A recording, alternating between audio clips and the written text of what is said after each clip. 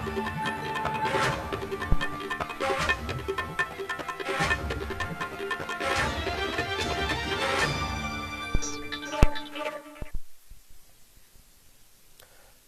स्वागत है आपका न्यूज इंडिया में। मैं हूं आपके साथ उमंग मथुर। आपको बता दें कि एक तरफ तो देश में लगातार कोरोना संक्रमितों की संख्या में इजाफा हो रहा है, तो वहीं दूसरी तरफ अभी तक मजदूरों का घर पहुंचने का सिलसिला जारी है। लेकिन ना तो सरकार इन मजदूरों की आवाज सुन रही है और ना ही इनके घरों तक पहुंचाने के लिए कुछ व्यवस्थाएं कर रही है। हालांकि बोला जा रहा है बसें लगाई गई हैं, ट्रेनें लगाई गई हैं, लेकिन उसके बाद भी हजारों की संख्या में मजदूर सड़क पर है, जिससे अन्य राज्यों में रहने वाले मजदूर पैदल ही पलायन करने को मजबूर है। जहां कई मजदूर घर की दहलीज पर पहुंचने से पहले ही सड़क हादसों में अपनी जान गंवा चुके हैं। हालांकि सरकार ने आर्थिक पैकेज में मजदूरों के लिए राहत देने के लिए कई ऐलान किए, लेकिन सवाल यह है कि आखिर जो घोषणाएं हुई उनका लाभ उन्हें जब मिलेगा जब वो जिंदा अपने घर पहुंचेंगे। तो वहीं अब इन मजदूरों को लेकर देश में सियासत भी अपने चरम पर है, जिसमें चाहे उत्तर प्रदेश की योगी आदित्यनाथ की सरकार के श्रम कानून में बदलाव करने की बात हो या फिर पश्चिम बंगाल की ममता सरकार की ओर से राज्य के श्रमिकों को वापस लाने के लिए उचित कदम नहीं उठाने की बात हो। तो वहीं अगर बात की जाए राजस्थान की अशोक गहलोत सरकार की, तो उन्होंने भी इस प्रकार के आदेश निकाले हैं, जो कि उत्तर प्रदेश सरकार ने भी निकाले और तमाम राज्य सरकारों ने कहा है। और अब तो सुप्रीम कोर्ट तक ने कह दिया है कि मजदूर पैदल सड़क पर ना चले, उनके लिए समुचित व्यवस्थाएं की जाए। एक तरीके से हम कह सकते हैं कि सुप्रीम कोर्ट ने राज्य सरकारों को फटकार लगाई है और तमाम राज्यों के मुख्यमंत्रियों ने भी अपने अपने अधिकारियों को कहा है, डीएम लेवल तक के अधिकारियों को कहा है कि इन मजदूरों को सुरक्षित बस और ट्रेन में जगह दिलवाएं, इनको इनके घरों तक पहुंचाएं, इसकी जिम्मेदारी लें। आए दिन इन अधिकारियों को फटकार लगती है, लेकिन फिर भी नतीजा वही, ढाक के 3 पात। आज भी सुबह कई मजदूर काल के गाल में समा गए। तो सवाल वही है कि आखिर कब तक मरते रहेंगे मजदूर? कोरोना, मजदूर और इस सियासत के खेल में आखिरकार क्या फायदा हो रहा है, क्या नुकसान हो रहा है, ये शायद आम आदमी को पता तक नहीं पड़ रहा। और सबसे बड़ी बात, जब इन मजदूरों से बात की गई तो इनका कहना था कि हमारे पास किसी भी प्रकार की कोई सरकारी मदद नहीं है। कई मजदूरों ने तो यह भी कहा कि हमने ऑनलाइन कई बार कोशिश करी, लेकिन उसके बाद भी हमें बस में या ट्रेन में जगह तो छोड़िए साहब, रिजर्वेशन तक नहीं मिला, ना कोई इंफॉर्मेशन मिली। और सबसे बड़ी बात आपको बताया, अगर राजस्थान की हम बात करें तो खबर है कि दौसा में कई मजदूरों ने करीब 1 से 1.5 लाख अपनी जेब से इकट्ठा करके बसें बुक करवाई हैं और पश्चिम बंगाल अपने गृह राज्य की ओर रवाना हुए हैं। और ये हालात लगभग हर राज्य में है, और वो भी तब जब राज्य सरकारें अपने अपने अधिकारियों को निर्देशित कर चुकी हैं।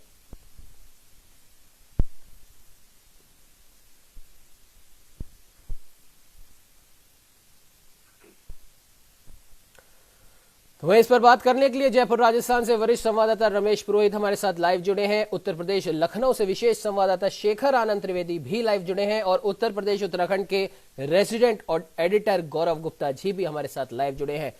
सबसे पहले शेखर, आपके पास मैं आना चाहूंगा। जिस प्रकार से बात की जा रही है, अगर हम उत्तर प्रदेश की हम बात करें, क्योंकि बार बार हम इस पर चर्चा कर रहे हैं और इस पर चर्चा करने का जो हमारा मुख्य कारण है वो यही है कि सरकार के कानों तक ये बात पहुंचे, क्योंकि सरकार सिर्फ घोषणाएं कर रही है, सिर्फ और सिर्फ अपने अपने अधिकारियों को डांट फटकार का दौर चल रहा है, लेकिन उसके बाद भी कोई असर दिखता नहीं है। क्योंकि आज भी मजदूरों की मौत हुई है और बड़े पैमाने पर जो पूरे देश भर में मजदूर जो हैं वो उत्तर प्रदेश, बिहार और झारखंड से आते हैं, और उसके बाद में अगर कहीं से बड़ी संख्या है तो वो पश्चिम बंगाल के श्रमिकों की है। और ये चारों राज्यों के श्रमिक पूरे देश भर में फैले हो, यहां तक कि विदेश तक जाते हैं। और अब सवाल यही है, घोषणाएं हो रही हैं, आर्थिक पैकेज की दूसरी किस्त लागू हो चुकी है, तीसरी लागू हो चुकी है और आज भी होने वाली है। तमाम दावे सरकारों के माध्यम से किए जा रहे, लेकिन उसके बाद भी मजदूरों की मौत का यह सिलसिला नहीं रुक रहा है। शेखर, देखिए, इसमें 2-3 चीजें समझनी पड़ेंगी। तो यह है कि इसमें कोई दो राय नहीं है कि उत्तर प्रदेश, बिहार, पश्चिम बंगाल जी वो वापस अपने राज्य तक जाना चाहता है। अब उत्तर प्रदेश में जिस तरीके से हादसे हो रहे हैं, अगर आप उस पर गौर करेंगे तो ये समझ में आएगा कि उत्तर प्रदेश के रहने वाले जो मजदूर हैं, उसकी भी तादाद है दुर्घटनाओं में जिनकी जान गई है। लेकिन उससे भी ज्यादा बड़ी बात यह है कि उत्तर प्रदेश एक ऐसा इलाका है जहाँ अगर आप गुजरात या राजस्थान से चलते हैं और पश्चिम बंगाल जाना है तो आपको उत्तर प्रदेश की सीमा में दाखिल होना होगा और फिर सीमा से बाहर निकलना होगा। इसी तरीके से अगर आप देश के पूर्वी छोर से पश्चिमी छोर पर जाना चाहते हैं, यानी पश्चिम बंगाल वगैरह पूर्वी छोर से पश्चिमी छोर पर जाना चाहते हैं, यानी पश्चिम बंगाल वगैरह की तरफ से आप गुजरात राजस्थान जाना चाहते हैं, तो भी आपको यूपी की सीमा पार करनी पड़ेगी। जी इसी तरीके से उत्तर से दक्षिण या दक्षिण से उत्तर अगर आपको जाना है तो वो भी उत्तर प्रदेश की सीमा में आप दाखिल होंगे और इस सीमा को पार करके अगले राज्य में जाएंगे। तो ये जिस तरीके की उत्तर प्रदेश की पोजीशनिंग है वो अपने आप में बहुत मायने रखती है। और इस वजह से चूंकि एक ट्रांजैक्शन पॉइंट है या ट्रांजैक्शन लगातार इस राज्य से हो रहा है, इसलिए दुर्घटनाओं की जो संख्या है वो यहां पर ज्यादा दिखाई देती है। दूसरा एक बड़ी चीज ये है कि जिस तरीके से दुर्घटनाएं हाल के दिनों में बढ़ी हैं उसमें किसी तरीके की साजिश तो नहीं है, या वो दुर्घटनाएं लगातार क्यों हो रही है इस बात की भी चिंता की जा रही है।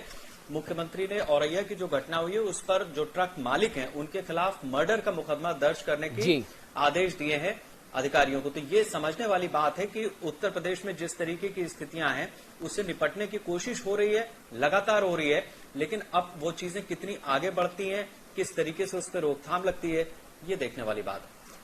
बिल्कुल शेखर, आपने कहा कि देखने वाली बात है और सीधी सी बात है कि अब ये मजदूर, ये श्रमिक जो अपने अपने घर बार से दूर रोटी कमाने के लिए गए थे, अब जब वापस अपने घर लौटना चाहते हैं, तमाम उन सरकारी दावों का फायदा शब्द मैं इस्तेमाल कर रहा हूं, फायदा उठाने चाहते हैं जो पिछले कुछ 2-3 दिन में केंद्र सरकार की ओर से हुए हैं। लेकिन उन फायदों को ऐसा लगता नहीं है कि कुछ एक आध मजदूर उनको उठा भी पाएंगे या उनका किसी भी प्रकार से अपने स्वरोजगार के लिए, अपने परिवार के लिए कुछ इस्तेमाल भी कर पाएंगे, क्योंकि ये अपने घर तक पहुंच ही नहीं पा रहे। खैर रमेश जी, मैं आपके पास आना चाहूंगा। जिस प्रकार से अभी शेखर ने भी बताया कि राज्य सरकारें, तमाम राज्य सरकारें कोशिश कर रही हैं, आदेश दिए जा रहे हैं, सरकारी अधिकारियों को फटकार लगाई जा रही है, लेकिन फिर भी कुछ ऐसी दिक्कतें पेश आ रही हैं जो पूरी तरीके से इन चीजों पर लगाम नहीं लग पा रही है। रमेश जी, क्या कहेंगे राजस्थान की स्थिति के बारे में?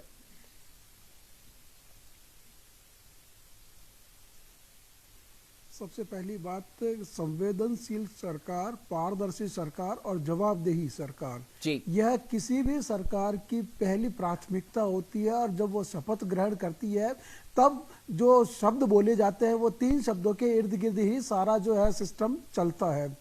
जवाबदेही होनी चाहिए, बिल्कुल होनी चाहिए। किसी भी सरकार की यह सबसे बड़ी जवाबदेही यही होती है कि वह अपने सीमाओं में जो रहने वाले जो नागरिक है उनके कल्याण के लिए जो भी संभव हो सके पहला काम वो करे, तो जवाबदेही उनकी बनती है। दूसरा कि पारदर्शी होना चाहिए, तो कानून, नियम, नीति, योजनाएं, कार्यक्रम जो बनते हैं उसमें ट्रांसपेरेंसी होनी चाहिए, ये भी उस सरकार की जिम्मेदारी और जवाबदेही होती है। और तीसरा कि वह सरकार जो है किस तरह से उन अपनी जो है कार्यक्रमों को लागू करवा पाती है।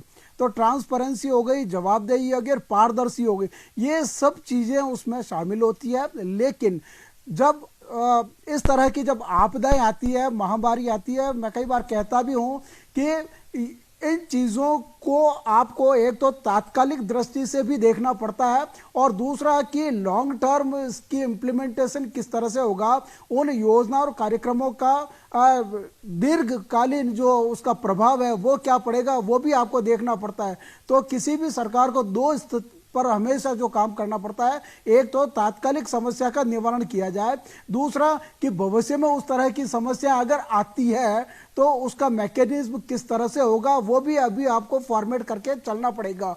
कोरोना काल के दौरान जो दिक्कत उत्पन्न हुई है, एक नई जो है बीमारी जैसा आया है, पूरा विश्व इससे प्रभावित हुआ है, तो हर सरकार का यह दायित्व बनता है कि वह हमेशा के लिए और भविष्य की जो है आशंकाओं को ध्यान में रखते हुए अपना काम करे। ये तो हुआ एक बात। लेकिन अब आप आते हैं कि मजदूरों का जो पलायन जिस तरह का हो रहा है वो जो है हर आदमी अपने घर जाना चाह रहा है, ठीक है, लेकिन इस दरमियान जो अव्यवस्थाएं देखने को मिल रही है कि वह व्यक्ति जो है पैदल ही कैसे है, जो अपने 1,500-700 किलोमीटर दूर पैदल जा रहे हैं, उसमें भी वो लोग, महिला भी शामिल है, बच्चे भी शामिल है। रोजाना जो है फोटोज में देखते हैं, वीडियोस में देखते हैं कि किस तरह से वो एक कंधे पर जो है अपने सामान गठरियां को ढोते हुए जा रहा है।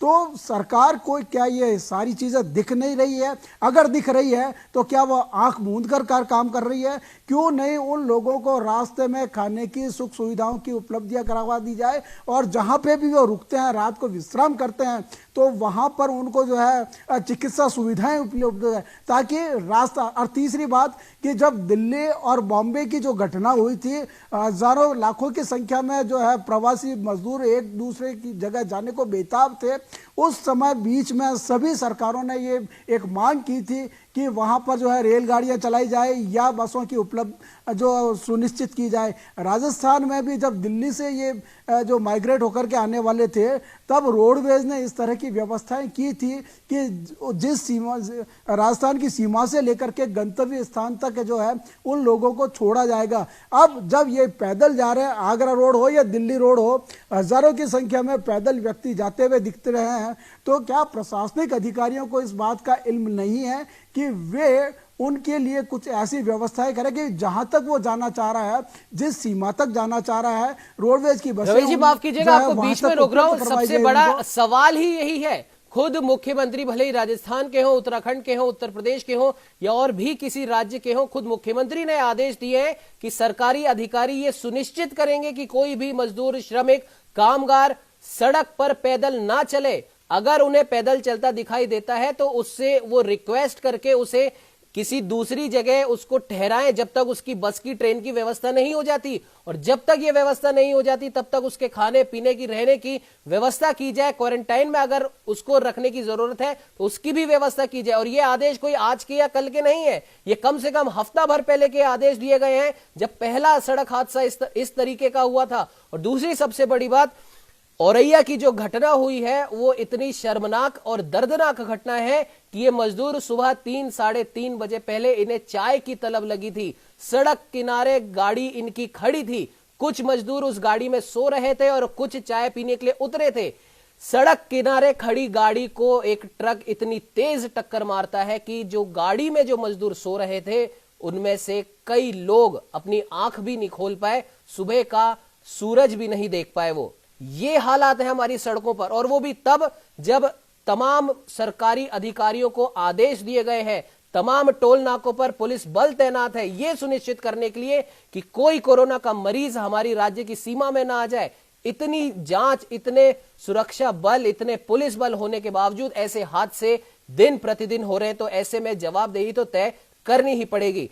खैर गौरव जी, आपके पास मैं आना चाहूंगा, क्या कुछ कहना चाहेंगे इन पूरे हादसों पर? क्योंकि उत्तराखंड की भी एक समस्या रही है पलायन की, तो वो समस्या हालांकि अब धीरे धीरे दूर हो रही है, क्योंकि हजारों की संख्या में लोग वापस अपने गृह राज्य लौट रहे हैं। लेकिन रास्ते में लौटते समय कई लोग तो अपने गृह राज्य की रेखा तक को छू नहीं पाते और मौत को गले लगा लेते हैं। क्या कहेंगे गौरव जी?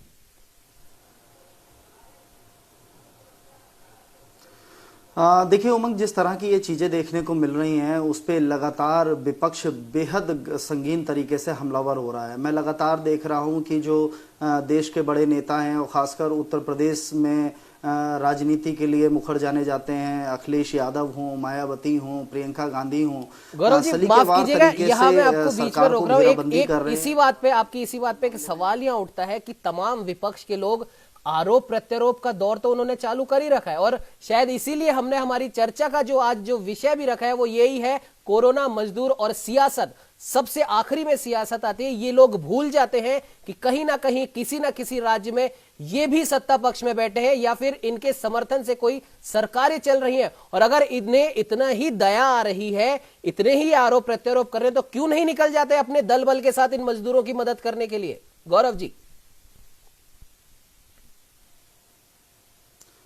बिल्कुल सही सवाल है आपका। और जिस तरीके से सरकार और मजदूर और सियासत को लेकर बात आ रही है उमंग, मैं हाल ही के कुछ ट्विटर अकाउंट पर जो अपडेट आए हैं, क्योंकि इस समय देखने को मिल रहा है कि विपक्ष सिर्फ बयानबाजी कर रहा है और उस बयानबाजी के साथ सरकार को किस तरीके से घेर रहा है, मैं एक दो ट्विटर अकाउंट के हवाले से आपको बताना चाहूंगा कि प्रियंका गांधी ने अब से 1 घंटे पहले सरकार से सवाल किया है कि वह सब कुछ देखकर अनजान बनी हुई है, क्या सरकार के पास बयानबाजी करना ही रह गया है। तो मौजूदा समय में जिस समय अखिलेश यादव भी लगातार इस चीज को लेकर कह रहे हैं उमंग कि एक महा एपिसोड चल रहा है, जैसे रामायण महाभारत चल रहा था, ऐसे अब पीएम आते हैं, वो हेडलाइन दे जाते हैं और लगातार रोज 3, क्योंकि प्रेस कॉन्फ्रेंस वित्त मंत्री की हो चुकी है, उस पर लगातार सवाल आ रहे हैं। और यही कारण है कि अखिलेश यादव का जो एक हाल ही में ट्विटर के हवाले से आया है कि ये सच की बुनियाद पर कभी नहीं दिखाई दे रहा है कि जिस गरीब के भरोसे की नींव पर महल तैयार हुआ था, सरकार को उस गरीब की कोई चिंता नहीं है।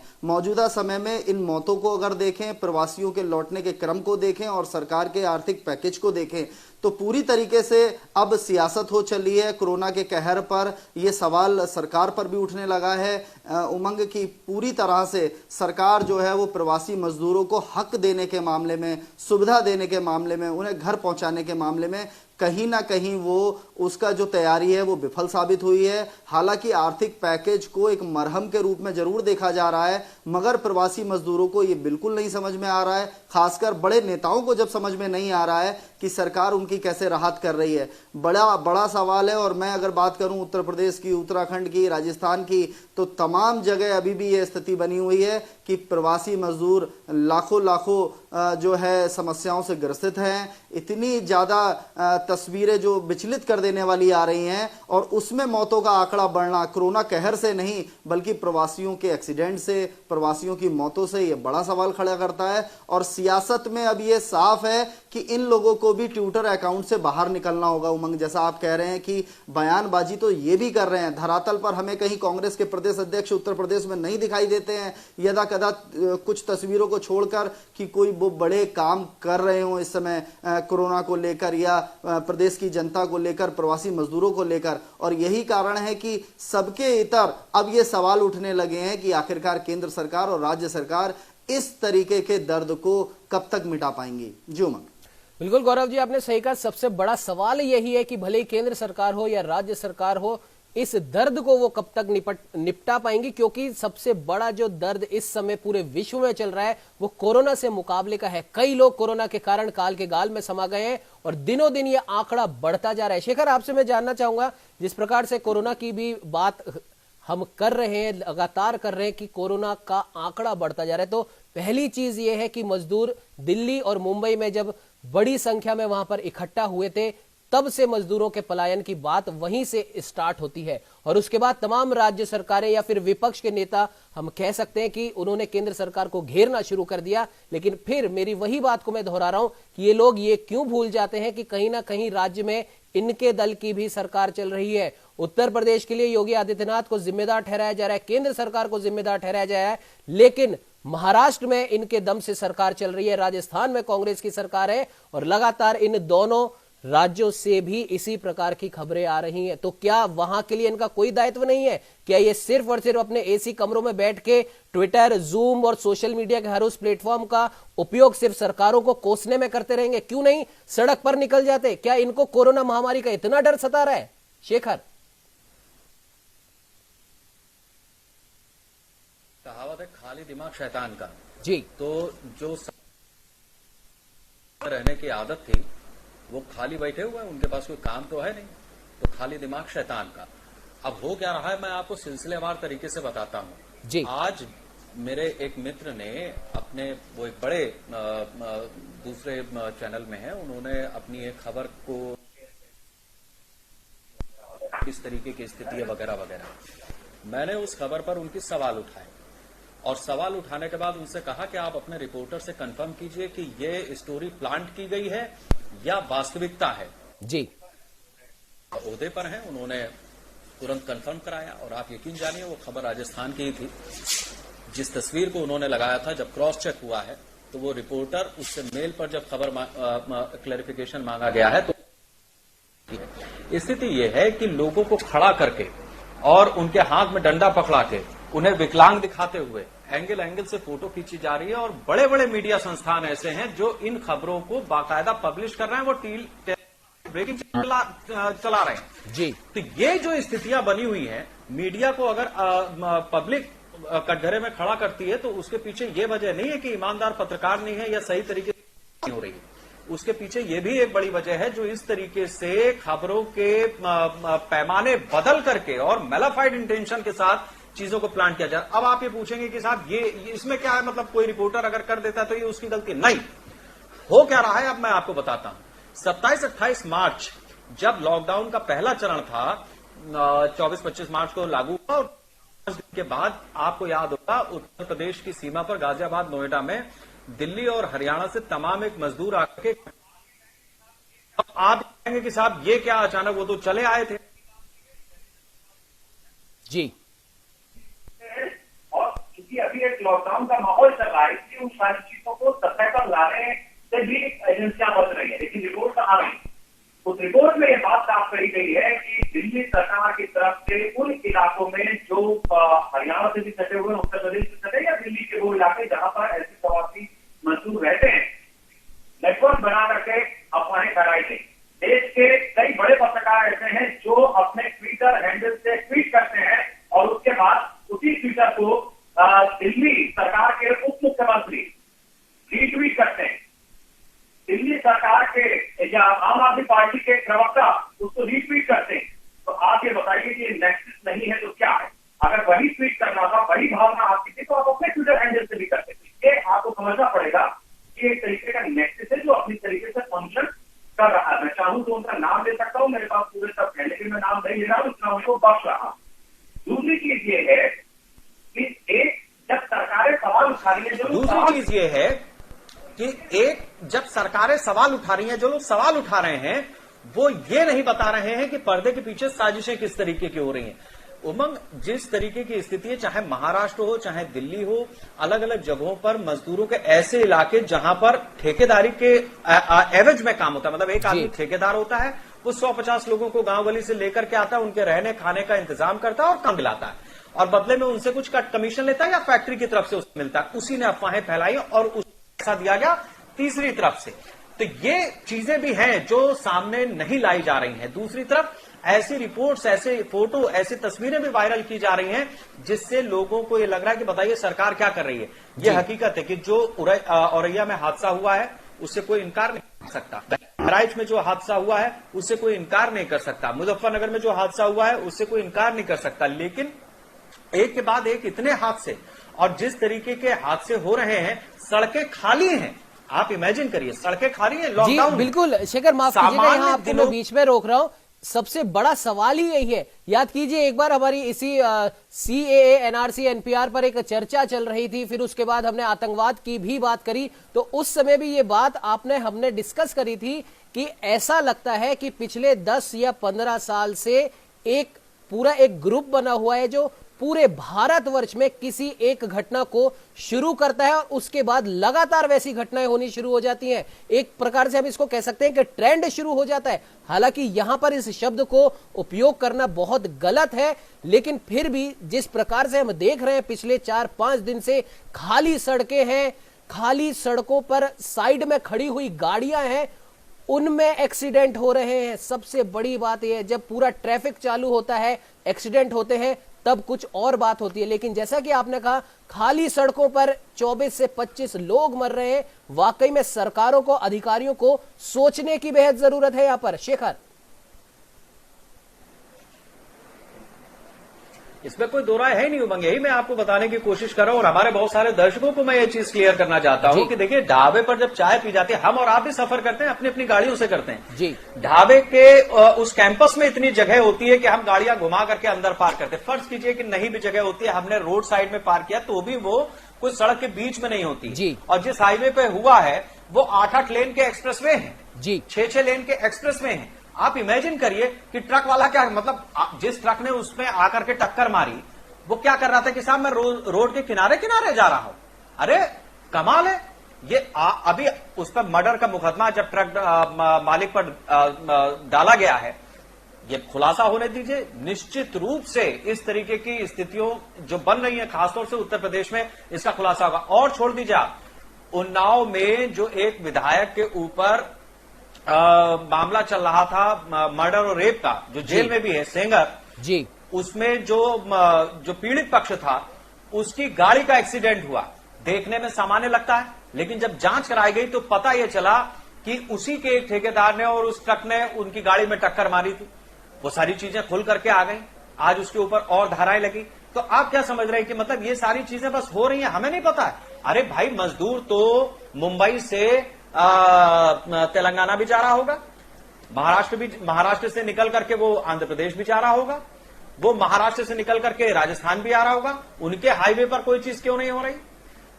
ना हो देश में कहीं पे भी इस तरीके के हादसे, ये जरूरी है। इसी तरीके से जब उत्तर प्रदेश में योगी की सरकार या मोदी की सरकार बनी 2014 में, जिस दिन शपथ ग्रहण हो रहा था उस दिन ट्रेन हादसा होता है। उसके बाद एक ट्रेनों के ऊपर, पटरियों पर बम लगाए जाते हैं, या फिर वो ट्रेनें, वो पटरियां जो है वो क्षतिग्रस्त पाई जाती हैं, ट्रेन हादसे का शिकार होती। जांच हुई तो पता चला कि साहब उसकी कोई क्लिप खोल रहा है, कोई पटरी काट रहा है, और ये अपनी तरह की साजिश है। ये कुछ नहीं, ये पूरी सोची समझी राजनीति, रणनीति के तहत इस तरीके की स्थितियां पैदा की जा रही हैं। सरकार को कटघरे में खड़ा करने के लिए आम लोगों की लाशें बिछाई जा रही हैं, और उन लाशों पर ही कोई अपनी सरकार या सत्ता तक पहुंचना चाहता है। वरना रेलवे का इतना पुराना सिस्टम है, कोई दुर्घटना होती है वो समझ में आती है। बसें चल रही हैं, ट्रकें चल रही हैं, गाड़ियां चल रही हैं सड़कों पर, ये समझ में आता है। हर आदमी अपनी तरीके से प्रिकॉशन लिए होता है। और लॉकडाउन के दौर में 3 बजे अरे झपकी आएगी तो कोई एक घटना होगी, 2 घटना होगी। कल वहां 13 मर गए, परसों वहां 8 मर गए, आज यहां 24 मर गए। ये सामान्य बात है क्या? और ये सामान्य बात अगर नहीं है तो फिर इसकी जांच होनी चाहिए। और उन सरकारों के खिलाफ भी मेरा मानना यह है कि बहुत सख्त कार्रवाई होनी चाहिए जिन लोगों ने इस तरीके की अफवाहें फैलाने के लिए काम किया है, पैसे दिए हैं, और लगातार वो खबरें मीडिया में प्लांट भी करवा रहे हैं। मैं पूरी जिम्मेदारी से इस बात को बिल्कुल शेखर, आपने सही कहा कि तमाम, भले ही वो कितने भी बड़े ओहदे पर हो, भले ही वो कैबिनेट में हो, मिनिस्टर्स हो या कोई भी हो, ऐसे हर उस व्यक्ति के खिलाफ जांच होनी चाहिए, उसको सजा मिलनी चाहिए। ना सिर्फ ये मजदूरों के पलायन वाली घटना के लिए दिल्ली सरकार के उप मुख्यमंत्री जिम्मेदार है, बल्कि अगर हम बात करें, अगर हम ध्यान दें, CAA, NRC, NPR का जब मुद्दा शुरू ही हुआ था, उस समय भी दिल्ली की सरकार के उप मुख्यमंत्री, दिल्ली सरकार के एक मंत्री सवालों के घेरे में थे। लगातार उन्होंने अपने ट्विटर हैंडल से इस प्रकार की अफवाहें उड़ाई थी कि पुलिसकर्मी पेट्रोल डालकर बसों को जला रहे। ये उन्हीं की अफवाहों का काम था, ये उन्हीं के मंत्री की अफवाह का काम था। अरे उमंग, आप ये बता रहे हैं जी, जो CA का प्रदर्शन हो रहा था जी, शाहीन बाग में जो महिलाएं और वो CA के खिलाफ प्रदर्शन कर रही थी, अभी जब वहां पर इसी लॉकडाउन के दौरान वो सब हटाए गए हैं, बस अड्डे का जो शेड होता है उसको उन्होंने कमरे में बदल लिया। और कमरे में बदलने के बाद एक लड़की है जिसकी शादी हुई या नहीं हुई, आज वो दुनिया भर की सफाई दे रही है, वो गर्भवती निकली जी। आप बताइए वहां पर क्या हो रहा है? याशी का अड्डा बना के रखा था इन लोगों ने, और उसके बाद ये बात। शेखर माफ कीजिएगा, बीच में रोक रहा हूं, हालांकि समय अभी इजाजत नहीं देता है। इस समय बुलेटिन में वक्त तो चला एक छोटे से ब्रेक का। ब्रेक के बाद इन्हीं चर्चा को हम यूं ही जारी रखेंगे।